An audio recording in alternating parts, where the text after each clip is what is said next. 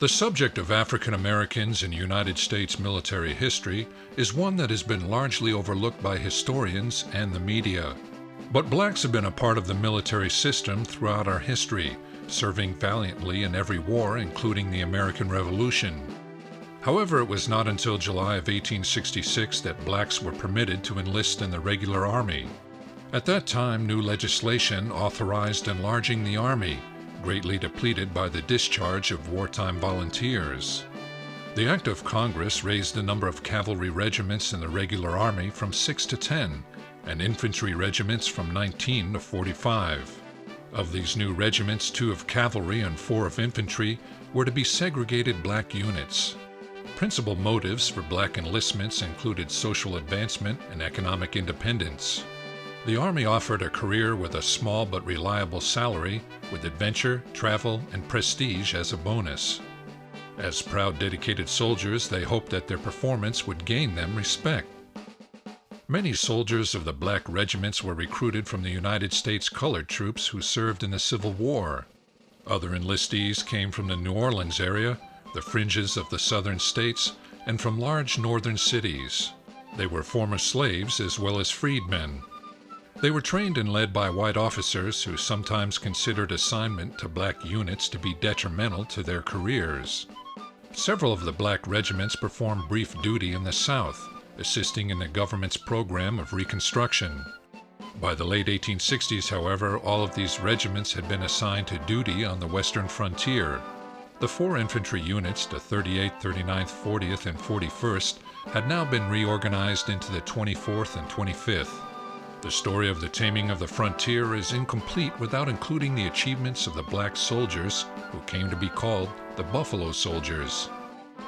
Best known are the cavalry, glorified in song and story, but the less glamorous infantry played an equally significant part in the winning of the West. Being a black soldier at a frontier post was not a glorious or easy job. His lot included hard work, low pay, long hours, difficult living conditions, loneliness, boredom, and racial prejudice, which persisted within Army ranks as well as among civilians. Nevertheless, soldiers of the black regiments had excellent morale, a strong esprit de corps, and pride in their profession. There was a lower incidence of desertion and alcoholism among the black troops than in the Army overall. Black infantrymen of the 24th and 25th Regiments occupied posts on the southwestern edge of the Texas frontier, where there was increasing conflict with the American Indians. One of their first tasks was to protect the San Antonio to El Paso road, which was a major route for mail and supply wagons, as well as for growing numbers of immigrants. Travelers on this road were vulnerable to attack since it cut across the trails used by Indians as they conducted raids into Mexico.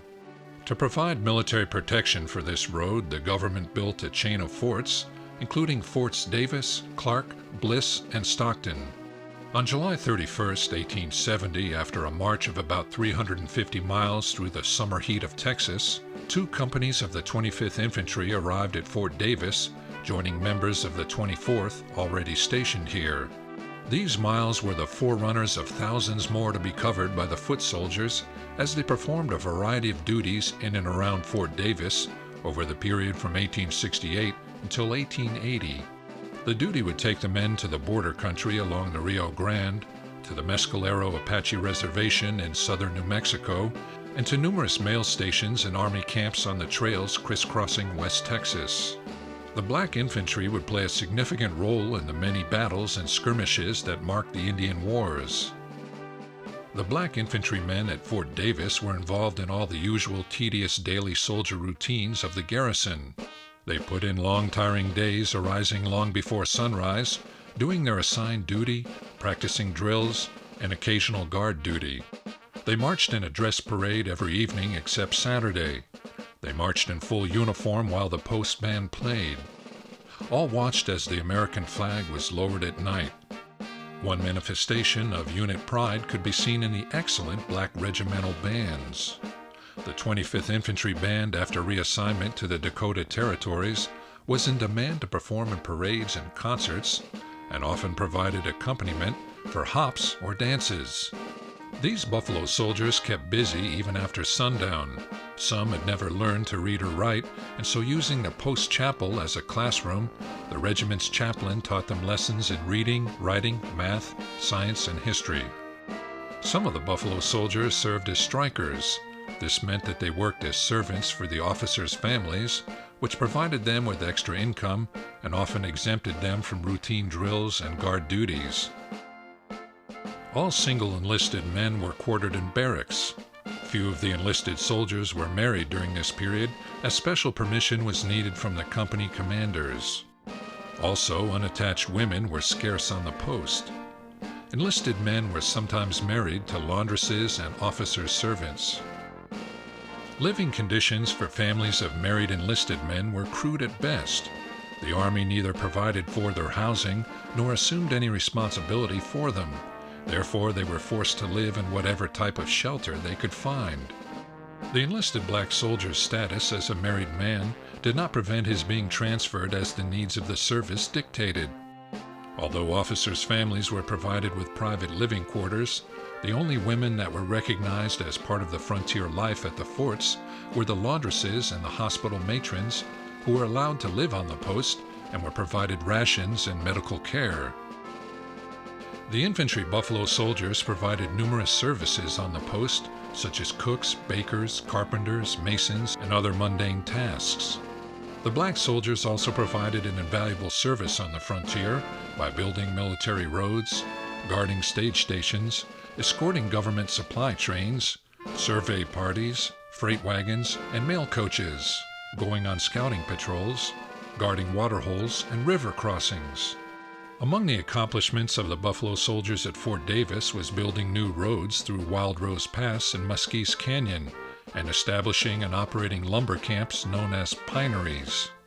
But perhaps the most important field labor detail was 2nd Lieutenant George Andrews' company, who constructed 91.5 miles of telegraph line west from Fort Davis to Eagle Springs, connecting with a recently finished section from Fort Bliss. Remnants of this line can be seen near Fort Davis today. The presence of the black soldiers at Fort Davis and the subposts provided safety for the settlers and allowed the U.S. mail, stagecoaches, and travelers safer passage on the San Antonio-El Paso Road. Stationed continuously on the frontier during the years of Indian hostilities, the black regiments played a major role in the peaceful settlement and development of the American West. Apache Chief Victorio, known as Apache Wolf, was a forceful leader and a skilled, fearless fighting man. Toward the end of the 1870s, Victorio and his warriors increased their raids in southwestern Texas and southern New Mexico. In September of 1879, Victorio and his warriors fled their reservation and began a series of deadly attacks across the Southwest, including desert lands west of Fort Davis. Colonel Benjamin Grierson, commanding officer at Fort Concho, called upon the black units to campaign against Victorio's Apaches. After several hard-fought engagements, the Apache leader was defeated by Grierson's troops at Rattlesnake Springs. The Apache warriors retreated to Mexico, where Victorio and many of his followers were killed by Mexican troops. Colonel Grierson, who fought hard for equal provisions and respect for the Buffalo Soldiers, made this commendation regarding their performance. Quote, "The gallantry displayed and meritorious services rendered justly merit some special and suitable recognition from the government." End quote. The 24th and 25th Infantry left Texas as top regiments, full of pride in the job they had accomplished, but they never did receive the special or suitable recognition from the government. Between 1865 and 1899, the Congressional Medal of Honor was awarded to 417 men who served in the Indian campaigns. Of this number, 2 recipients were black infantrymen. These 2 soldiers of the 24th Infantry were recognized for their outstanding courage in defending an Army paymaster's wagon during an attack by white robbers in 1889. Following a Victorio campaign, Colonel Grierson stated, quote, "A settled feeling of security heretofore unknown prevails throughout West Texas," end quote, and the life at Fort Davis settled into a quiet routine, and the soldiers continued to drill on the parade ground and patrol the roads. Despite the isolation of the posts and the rigors of duty, the 24th Infantry had the lowest desertion rate of any regiments in the Army during the years 1880 to 1886. Studies made to determine the cause of desertions disclosed that those units with good morale, discipline, and esprit de corps had the fewest desertions.